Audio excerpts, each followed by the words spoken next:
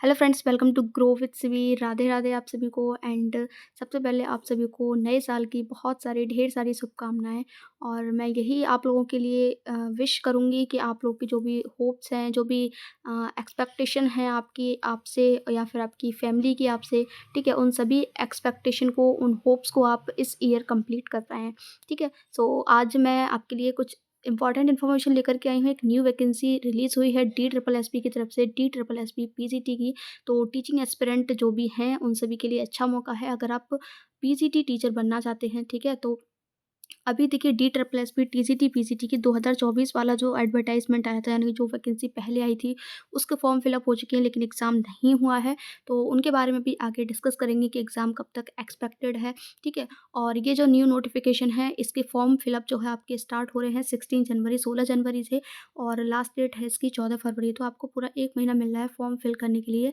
तो अगर आप, मैं एलिजिबिलिटी बताऊँगी अभी यहाँ पर, अगर आप एलिजिबल हैं तो फॉर्म ज़रूर फिल कर देना। ठीक है, फॉर्म फीस भी मैं आपको यहाँ पर बता दूँगी। तो अगर आप एलिजिबल हैं तो फॉर्म को ज़रूर फिल करना। ठीक है, कितनी क्या पोस्ट निकली हुई हैं, एक सब्जेक्ट वाइज सब कुछ मैं आपको इस एडवर्टाइजमेंट में दिखाने वाली हूँ। ठीक है, तो न्यू ईयर पर डी ट्रिपल एस पी ने आपको बहुत अच्छा गिफ्ट दिया है। अगर आप पीजीटी टीचर बनना चाहते हैं तो दिल्ली में पीजीटी टीचर बनना अपने आप में एक बहुत अच्छी बात है। ठीक है, तो नीचे स्क्रॉल करते हैं थोड़ा-सा और यहाँ पर मैं आपको दिखाती हूँ, ये आपकी पीजीटी यानी कि ग्रेजुएट टीचर की वैकेंसी आपकी निकली हुई है।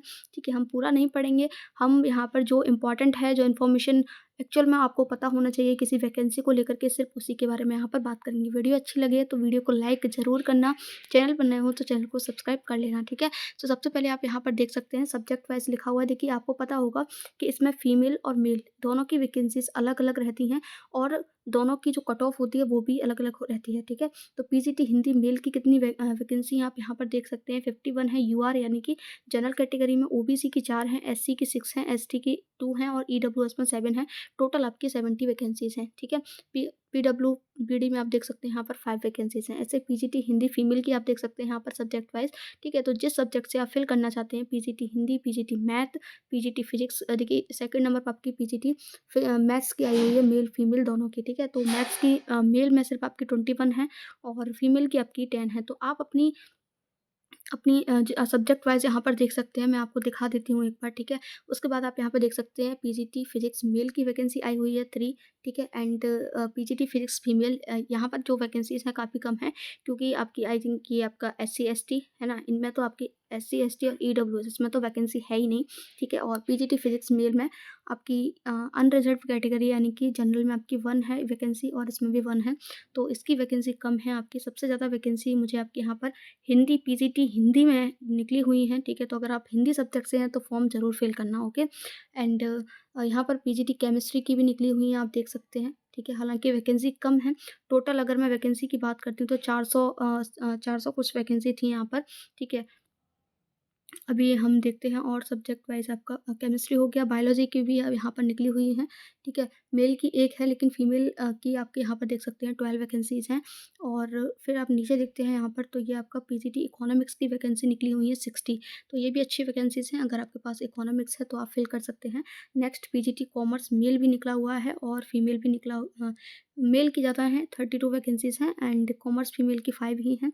उसके बाद हिस्ट्री सब्जेक्ट से आप भर सकते हैं, हिस्ट्री सब्जेक्ट से भी निकली हुई हैं। नेक्स्ट हम बात करते हैं और आपका फिर है आपका ज्योग्राफ़ी। ठीक है, ज्योग्राफ़ी की भी वैकेंसी है यहाँ पर। नेक्स्ट आपका यहाँ पर ज्योग्राफ़ी के बाद पॉलिटिकल साइंस की वैकेंसी भी निकली हुई है। उसके बाद लास्ट है आपका सोशियोलॉजी। ठीक है, तो सोशियोलॉजी सब्जेक्ट है आपका, तो आप यहाँ पर देख सकते हैं कि कितनी वैकेंसी आपके यहाँ पर है। ठीक है, no requisition received till date, तो यहाँ पर जो है अभी ये सोशियोलॉजी का फीमेल और सोशियोलॉजी पीजीटी का नहीं दिखाया गया है। ठीक है, इनकी वैकेंसी अभी तक नहीं दिखाई गई है यहाँ पर। तो जो भी वैकेंसीज़ हैं आप यहाँ पर देख सकते हैं, टोटल आपकी 432 वैकेंसीज़ हैं। ठीक है, और अपनी-अपनी सब्जेक्ट के हिसाब से आप चेक कर सकते हैं आपके सब्जेक्ट में कितनी वैकेंसी है, आपकी फ़ाइट वहीं पर होगी। ओके, एंड नीचे अब हम यहाँ पर बात कर लेते हैं, तो देखिए इसका जो जितनी भी फीमेल हैं, ठीक है, उन सभी के लिए इसका जो फॉर्म फ़ी है वो 0 है, आपको 1 भी रुपया फ़ी में पे नहीं करना है। ठीक है, और आपका जनरल एंड आपका यहाँ पर जनरल और आपका आई थिंक ओबीसी, इन दोनों को शायद 100 रुपए पे करने होते हैं। ठीक है, तो फॉर्म फ़ी ज़्यादा नहीं है। ठीक है, आप फिल कर सकते हैं। एससी एसटी का फ्री रहता है, आप फ्री फॉर्म फिल कर सकते हैं। ऑल कैटेगरी फीमेल, कोई किसी भी कैटेगरी से हैं, अगर आप फीमेल हैं तो आपका फॉर्म फ़ी 0 है। ठीक है, कोई फ़ी आपका नहीं लगेगा। सो नीचे स्क्रॉल करते हैं, अब थोड़ा-सा यहाँ पर ये देख लेते हैं एलिजिबिलिटी यहाँ पर क्या रहने वाली है, ओके। थोड़ा एज क्राइटेरिया भी देखेंगे, उससे पहले नीचे थोड़ा स्क्रॉल करते हैं। यहाँ पर लिखा हुआ है एजुकेशन क्वालिफ़िकेशन, ठीक है? तो एसेंशियल है ये एजुकेशन क्वालिफ़िकेशन। पहला देखिए क्या होना चाहिए, master degree in Hindi from a recognised university institution with at least 50% marks in aggregate और इक्विवेलेंट ग्रेड। यानी कि आपका जो सब्जेक्ट है उसमें आपकी मास्टर डिग्री होनी चाहिए आपके पास, और मास्टर डिग्री के अलावा आपके पास क्या होना चाहिए, बीएड होना चाहिए, ठीक है। सेकंड नंबर पे क्या लिखा हुआ है, bachelor of education from recognised university. अगर बीएड नहीं है तो और लगा हुआ है यहाँ पे देखिए, अगर बीएड नहीं है तो और क्या हो सकता है, बीए बीएड हो, बीएससी बीएड हो, या फिर 3 ईयर इंटीग्रेटेड बीएड हो, या फिर एमएड हो, एमएड बीएड एमएड हो from any NCTE recognised institution. तो आपको याद रखना है, एक तो मास्टर डिग्री आपके पास होनी चाहिए, दूसरे नंबर पर आप बीएड किए हुए हों किसी रिकॉग्नाइज्ड यूनिवर्सिटी से, और दूसरा आप ये जो है ये नहीं किया है तो बीए बीएड, बीएससी बीएड, या फिर 3 साल इंटीग्रेटेड बीएड और एमएड का कोर्स आपने कर रखा हो, तो आप इस फॉर्म को भर सकते हैं, एलिजिबल हैं आप इस फॉर्म को फिल करने के लिए, ठीक है। तो जो भी सब्जेक्ट रहा है आपका एमए में, आप अपना देख करके उसी का फॉर्म फिल कर देना, ओके। एंड एक्सपीरियंस यहाँ पर निल है, कोई एक्सपीरियंस नहीं चाहिए होता है इसके लिए। पे स्केल आप यहाँ पर देख सकते हैं, बहुत अच्छी सैलरी होती है D triple S P PGT में, आप सभी को पता होगा, ठीक है। एज लिमिट देख लेते हैं, नॉट एक्सीडिंग 30 ईयर्स, यानी 30 साल से ऊपर आपकी उम्र एज नहीं होनी चाहिए, ठीक है। मिनिमम एज का यहाँ पर कोई क्राइटेरिया नहीं है, 30 से ऊपर आपकी एज नहीं होनी चाहिए। Relaxable for government servants up to 5 years, ठीक है। तो 5 साल की यहाँ पर छूट मिल जाती है विद द इंस्ट्रक्शन और इशूड। तो देखिए किसको रिलैक्सेशन मिलेगा वो देखते हैं। Age relaxation will be given as per para 8, ठीक है। तो नीचे पढ़ते हैं थोड़ा सा, ठीक है, वहाँ पर लिखा होगा कि किस किस को यहाँ पर एज में रिलैक्सेशन मिल रहा है। तो यहाँ पर मैं इसको स्क्रॉल करती हूँ, पेज नंबर 8, एक सेकेंड। सो आई होप आपको जो भी इन्फॉर्मेशन है, जो इम्पोर्टेंट इन्फॉर्मेशन थी फॉर्म को लेकर के, वो मैंने शेयर कर दी है। अब यहाँ पर एज रिलैक्सेशन और देख लेते हैं, उसके बाद आपकी यहाँ पर जो भी इन्फॉर्मेशन है वो मैं आपको दे चुकी हूँ, ठीक है।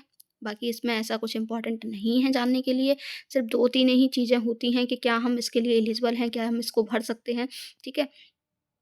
बस यही रहता है आपका। तो ये बस याद रखना कि जिस सब्जेक्ट से आप भर रहे हो, उस सब्जेक्ट में आपका जो है पीजी होना चाहिए, ठीक। एज क्राइटेरिया कहाँ रखा है इन लोगों ने, रिलैक्सेशन का पेज, अभी तो ये क्वालिफिकेशन ही बता रहे हैं, ठीक है। कौन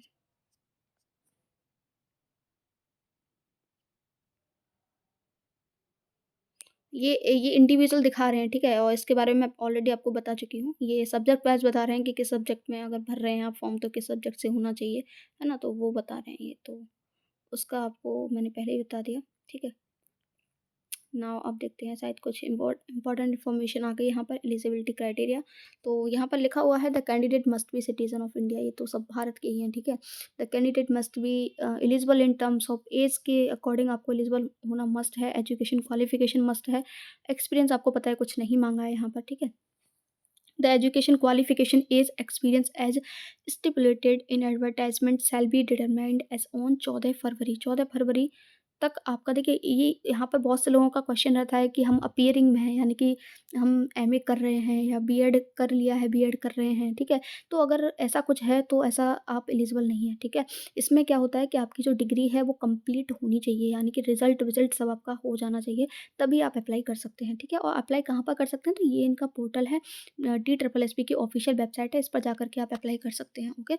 एंड एलिजिबल कैंडिडेट्स में अप्लाई ऑनलाइन फॉर्म फ्रॉम 16 जनवरी। तो ये तो मैंने आपको पहले ही बता दिया कि ये आपका क्या है, लास्ट डेट है 14 फरवरी, और फॉर्म आपके स्टार्ट हो जाएंगे 16 जनवरी से। तो एज रिलैक्सेशन का मैं ढूंढ रही थी यहाँ पर, लेकिन मेरे को मिला नहीं, अभी देखते हैं। The candidate must submit their application through online mode, आपका ये सबमिट होगा, ठीक है। एंड नीचे यहाँ पर थोड़ा देख लेते हैं, आई थिंक या 100 रुपये ओनली, मैं आपको फॉर्म भी बता चुकी हूँ, ठीक है।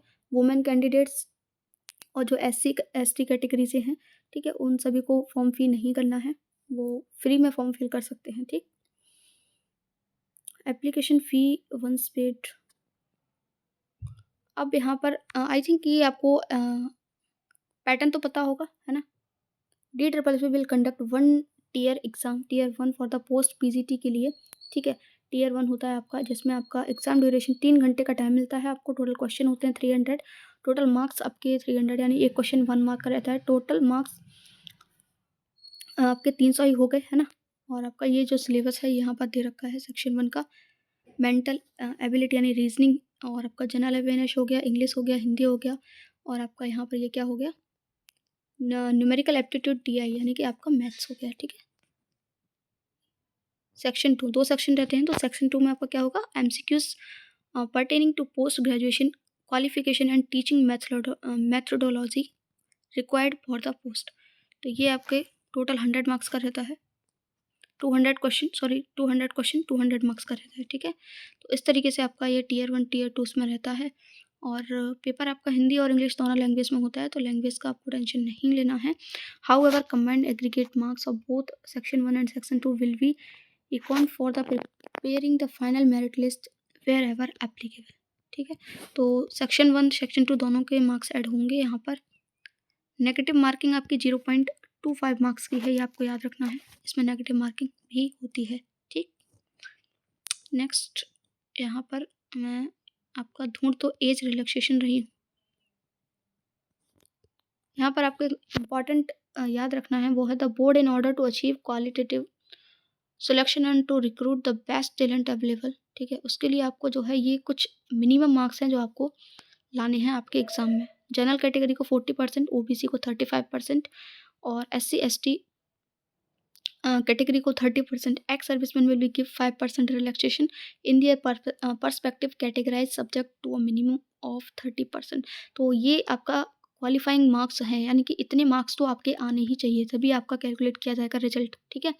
The DSSP reserves its right to ये आपका इंपॉर्टेंट नहीं है उतना, ठीक है। Cut off marks for selection in different categories में गो हायर, तो अलग अलग कैटेगरी के हिसाब से आपकी कट ऑफ जाती है, और मेल फीमेल की भी यहाँ पर अलग अलग जाती है, ये बात भी आपको याद रखनी है।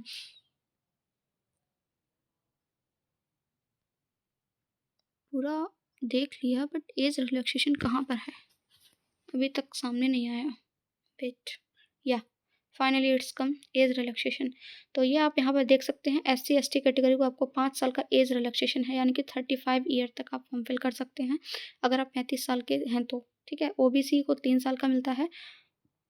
बाकी ये आप देख सकते हैं PWBD प्लस UR EWS को 10 साल का मिल जाएगा, और PWBD SC/ST को 15 साल का, इनको 13 साल का। तो आप अपनी अकॉर्डिंग यहाँ पर देख करके अपनी एज देख सकते हैं। वैसे अगर मैं कहूँ तो आपके 30 ईयर्स होना चाहिए मैक्सिमम, ठीक है।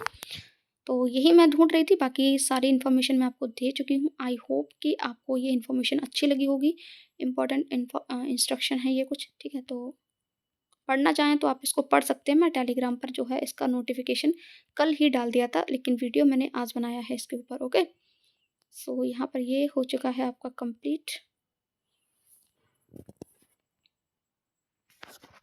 जो भी इन्फॉर्मेशन थी मैं कंप्लीटली प्रोवाइड कर चुकी हूँ, पूरा नोटिफिकेशन, ठीक है। एग्जाम पैटर्न क्या रहता है, एग्जाम लैंग्वेज क्या है, फॉर्म फी क्या है, एज लिमिट क्या है, एज में क्या रिलैक्सेशन है। तो आई होप आपको वीडियो अच्छी लगी होगी। मिलते हैं न्यू वीडियो में एक न्यू वैकेंसी और जो भी आने वाली हैं उनके साथ। Thank you so much for watching this video.